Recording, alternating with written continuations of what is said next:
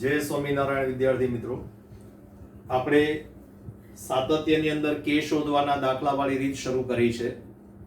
તો એના બીજા થોડા દાખલા સમજાવું છું અને પહેલી મેથડના મારે 2-3 દાખલા હજુ સમજાવવાના બાકી રહી ગયા હતા, એ પણ સમજાવું છું. આ પહેલો દાખલો, બીજો દાખલો અને આ પાંચમો દાખલો એ આપણી પહેલી મેથડના છે. સાતત્યની અંદર પહેલી મેથડ એટલે સતત છે કે નહીં ચેક કરવાનું છે. એમાં ક્યાંય કે નથી આવતો. એમાં તમે જુઓ, આ બંને દાખલા સરખા જ છે, ખાલી આમાં માનાંક છે અને આમાં માનાંક નથી. મેં તમારી જોડે આગલા વિડિયો લેક્ચરમાં ચર્ચા કરી દીધી છે, તમને ખ્યાલ હશે. માનાંક આપેલો છે એટલે આમાં તમારે 2 શક્યતા લેવી પડે, આમાં તમે એક જ શક્યતા લેશો તો ચાલશે. જો પહેલા આ સમજાવો. આમાં ઇઝ નોટ ઇક્વલ ટુ 0 છે એટલે કાં તો ગ્રેટર ધેન ને કાં તો લેસ ધેન, બેમાંથી કોઈ પણ લેવાય. આપણે x ટેન્ડ્સ ટુ 0 પોઝિટિવ લીધું, fx બરાબર, આ m નું m. ચલો, આમાં કિંમત આવી તમારી પાસે વિધેય sin માઈનસ cos. હવે x ની જગ્યાએ 0 મૂકો તો sin 0 0 ને cos 0 1, એટલે જવાબ કેટલો આવ્યો? -1. અને અહીં -1 આપેલો જુઓ, છે કે નહીં? એટલે આ તમારી પાસે સતત થઈ ગયું. જુઓ, હવે આ જ દાખલામાં પરીક્ષામાં થોડો ફેરફાર કરે આવું કરી નાખે. જો તો આમાં તમારે 2 શક્યતા અલગ અલગ લેવી પડે. ચલો, એક આ પોઝિટિવ વાળી લિમિટ લીધી, આ રહી, એટલે માનાંકનો જવાબ પોઝિટિવ લીધો આપણે. હવે ધારો કે તમે હવે એમાં નેગેટિવ લિમિટ લેશો તો એમનું એમ આગળ માઈનસ કરવાનું, માનાંક કાઢી નાખો, sin માઈનસ cos. બરાબર છે? આમાં માનાંકનો જવાબ પોઝિટિવ લીધો અને આમાં માનાંકનો જવાબ નેગેટિવ લીધો. હવે x ની જગ્યાએ 0 મૂકો તો આ 0 છે, cos 0 1 છે, માઈનસ માઈનસ પ્લસ 1, જો અહીં 1 આવે અને આ -1 આપેલો છે, એટલે જવાબ અલગ અલગ આયા કે નહીં? એટલે આટલો જ ફેરફાર કરી નાખ્યો, જવાબ કેવો થઈ ગયો? સતત. આમાં સતત. આના જેવો એક આ દાખલો છે fx વાળો, એમાં 2 આગળ સાતત્ય આપણે ચેક કરવું છે. અહીંયા ઇઝ નોટ ઇક્વલ ટુ આપ્યા છે એટલે કાં તો ગ્રેટર કાં તો લેસ, જે લેવું હોય લેવાય. ધારો કે આપણે x tends two 2 positive limit લીધી, આ એમનું એમ. હવે આ આવ્યું e2x e4 upon e(x e²). નીચે તમને એક અવયવ આપેલો છે, અંશમાં એવો અવયવ ઉડાડવાનો છે, તો ધ્યાન આપજો, ખાલી ગોઠવું છું નીચે. આ એમનું એમ, આ તમારી પાસે e(x) એનો વર્ગ કહેવાય. ઘાતનો ઘાત સાથે ગુણાકાર થાય, 2x હતા એને મેં છૂટા પાડ્યા. ઘાતનો ઘાત સાથે ગુણાકાર થાય, x² ના થાય, 2x થાય. એવી રીતે અહીંયા આગળ e² નો સ્ક્વેર કરો અને નીચે તમારી પાસે e(x e² છે. હવે ઉપર a² b² ના અવયવો પાડો. લિમિટ એમની એમ e(x e² અને e(x a² છેદમાં e(x e². બોલો ક્લિયર? આ કેન્સલ. જે વધ્યું એમાં તમારી લિમિટ શું છે? 2. x ની જગ્યાએ 2 મૂકો એટલે શું આવશે? અહીંયા e² e². શું આવ્યો તમારો જવાબ? 2e². કેટલો આવ્યો? 2e². અહીંયા તમારી પાસે કેટલો છે? e². એટલે આ વિધેય સતત થશે નહીં, કારણ કે આ નેગેટિવ હોય કે પોઝિટિવ લિમિટ. તમારી પાસે x is not equal to માટે લિમિટ આ છે, બરાબર? એટલે e2x e4 upon e(x e²). આપણે ઘાતને ગોઠવી, e(x) નો સ્ક્વેર e² નો સ્ક્વેર. આ બેનો ગુણાકાર કરો 2x આવે ને આ બેનો ગુણાકાર કરો તો 4 આવે. હવે નીચે a² b² ના અવયવ પાડો અંશમાં. આ a છે ને આ b છે, તો એના અવયવ પડે, એમાં એકવાર પોઝિટિવ આવ્યું ને એકવાર નેગેટિવ આવ્યું. નેગેટિવ વાળો અવયવ ઉડી જશે, પોઝિટિવ વાળો વધ્યો તમારી પાસે. આવી ગયો. હવે જો મારે આવી પરીક્ષામાં આ દાખલો ફેરવીને મૂકવો હોય એટલે હું અહીં આગળ 2 આપી દઉં એટલે 2e² થઈ જાય. મારો જવાબ 2e² જ આવે છે. એટલે વિધેય કેવું થઈ જાય? સતત. બોલો, પડી ગઈ સમજણ? ખ્યાલ આવી ગયો? એટલે આ એક સેટ ધ્યાન આપજો. આપણી પહેલી સાતત્યની અંદર પહેલી મેથડનો આ દાખલા હતા. આ 3 દાખલા થોડા મારે શીખવાડવા હતા એટલા માટે મેં તમને પરિવાર સમજાયા. હવે આ 2 દાખલા કે વાળા છે, આમાંય કે શોધવાનું, આમાંય કે શોધવાનું, એટલે સતત છે એવું સ્વીકારી અને કે શોધવાનું. આમાં 3 વાર આપણી પાસે લિમિટ છે. x = 3 આગળ સતત હોય તો કે શોધો, x = π/2 આગળ સતત હોય તો કે શોધો. તો આમાં આપણે x tends two 3 positive fx equal to f3 સ્વીકારીશું. બોલો ક્લિયર? લિમિટ એમની એમ ઇઝ નોટ ઇક્વલ ટુ છે એટલે પોઝિટિવ નેગેટિવ તમારે જે લેવો એ લેવાય. એટલે x² - x - 6 નીચે આયા x - 3 ઇક્વલ ટુ અહીંયા આયા k. બરોબર છે? નેગેટિવ લિમિટ લખવાની કોઈ જરૂર નથી. ઉપર અવયવો પાડો 3 દૂ 6 થોડી બુદ્ધિ દોડાવવાની. નીચે જે કૌંસ હોય ને એ જ ઉપર આવવું જોઈએ. એટલે ઉપર 3 દૂ 6 તો એમાં x - 3 અને x + 2 અને નીચે તમારી પાસે આયા x - 3. આ x - 3 કેન્સલ. તો તમારી પાસે હવે જે વધ્યું એમાં x ની જગ્યાએ 3 મૂકો. x ની જગ્યાએ 3 મૂકો તો 3 ને 2 કેટલા થઈ ગયા તમારી પાસે? 5. આ જવાબ. a બરાબર કેટલા આવી ગયા તમારી પાસે? 5. બોલો પડી ગઈ સમજણ? હવે આ દાખલાની ચર્ચા કરીએ. 0 x π/2 x = π/2 ને ગ્રેટર ધેન. તમારે જે લિમિટ લેવી હોય લઈ શકાય. ચલો હું પહેલા બધી લિમિટ લઈને તમને બતાવું. Limit x tends to π/2 positive. કે શોધવાનો છે આપણે. Limit x tends to π/2 negative અને ઇક્વલ ટુ શું આવશે? f π/2. ક્લિયર? ઓકે ચલો પોઝિટિવ લિમિટ એટલે x greater than π/2. x greater than π/2 માટે આ રહ્યું વિધિ. કયું આવશે? તો કે sin x - 1. x less than π/2 માટે આ રહ્યું. જો આટલું જો ખાલી x લેસ ધેન π/2 એટલે એના માટે કયું છે તમારી પાસે? Limit as it is cos x અને ઇક્વલ ટુ માટે આ રહ્યું k² - 4. બોલો ક્લિયર અહીં સુધી? હવે આ બે માંથી કોઈ પણ એક લો તો ચાલે એવું આપણે શીખવાડેલું છે. ગમે તે લેશો ચાલશે પણ k વાળું કમ્પલસરી લેવાનું. આમાં x ની જગ્યાએ π/2 મૂકશો તો sin π/2 1 1 - 1 0. આમાં મૂકશો તો cos π/2 0 થાય છે. એટલે ગમે તે વસ્તુ કિંમત મૂકો તમે તો 0 બરાબર શું આવ્યું? k² - 4.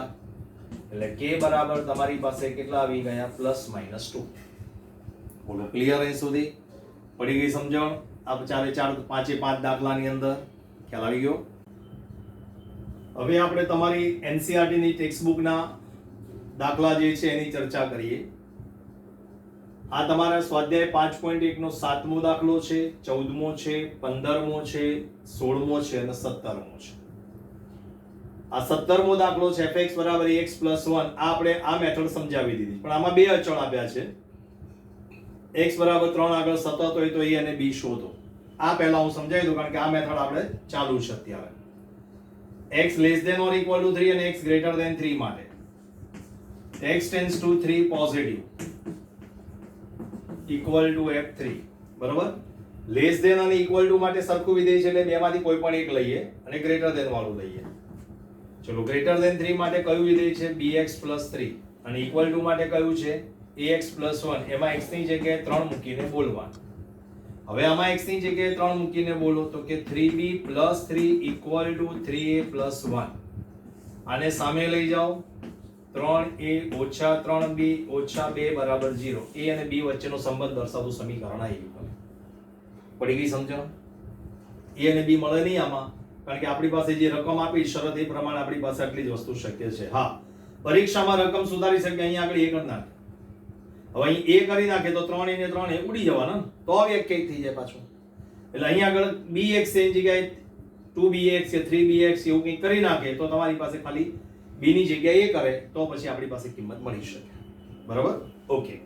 હવે આ બાકીના જે ચાર કે પાંચ દાખલા જે પણ મેં લખ્યા છે ને એમાં આ 1 2 3 અને 4 આ ચાર દાખલા અત્યાર સુધી કોઈ પણ દાખલો આપણે ચર્ચા કરી એમાં એક જ લિમિટ હોય. જો આ દાખલાની વાત કરીએ ફરીવાર આમાં x = 3 વાળી લિમિટ છે.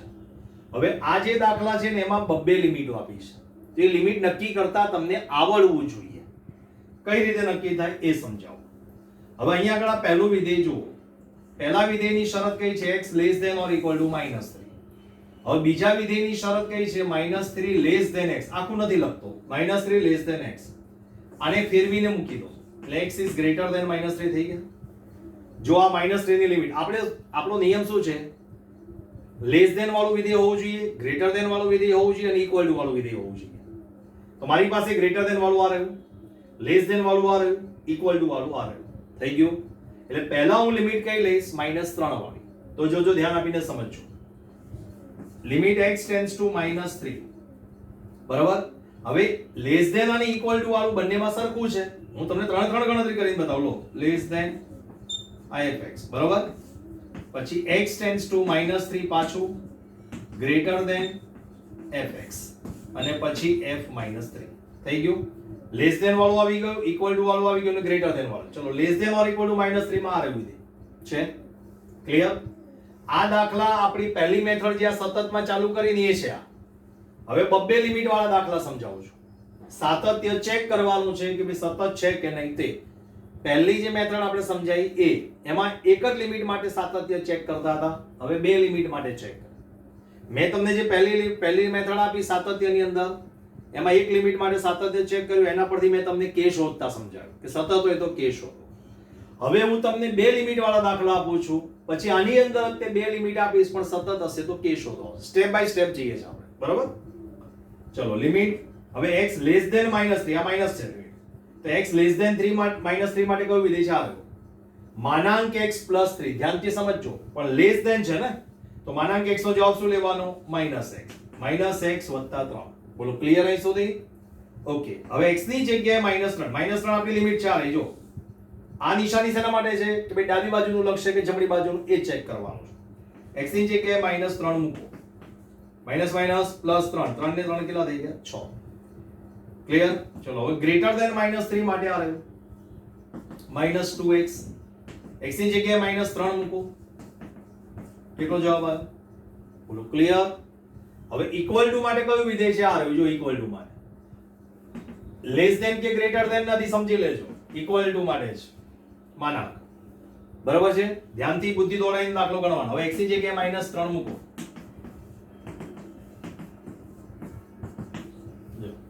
આવી ગયો? ક્લિયર? સતત થઈ ગયું જો. એટલે આ દાખલો મેં શેના માટે ગણ્યો? -3 માટે. હવે આમાં બીજી લિમિટ છે પાછી જુઓ. હવે માત્ર આટલું બોલો, આટલું માત્ર આટલું. x લેસ ધેન 3 આવી ગયું, અને આ રહ્યું જો x greater than or equal to. આમાંથી જે પણ લિમિટ લો એના માટે ત્રણ વિધેય કમ્પલસરી હોવા જોઈએ. લેસ ધેન, ગ્રેટર ધેન અને ઇક્વલ ટુ. લેસ ધેન આવી ગયું, ગ્રેટર ધેન આવી ગયું, ઇક્વલ ટુ આવી ગયું. ચલો હવે આમાં ચેક કરીએ આપણે. પહેલા લેસ ધેન વાળું લઈએ limit. Limit x tends two 3 negative.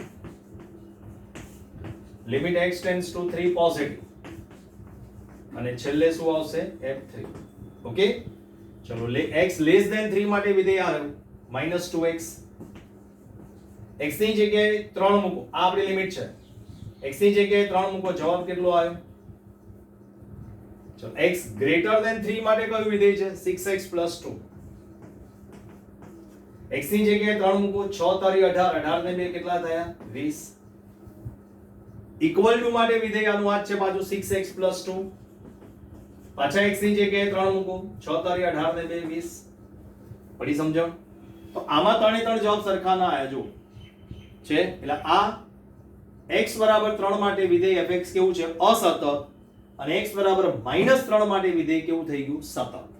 બોલો ક્લિયર? એક લિમિટ માટે સતત થાય, બીજા માટે અસતત થાય. આમાં સતત થાય, આમાં અસતત થાય, અથવા બંનેમાં અસતત થાય, અથવા બંનેમાં સતત પણ થાય.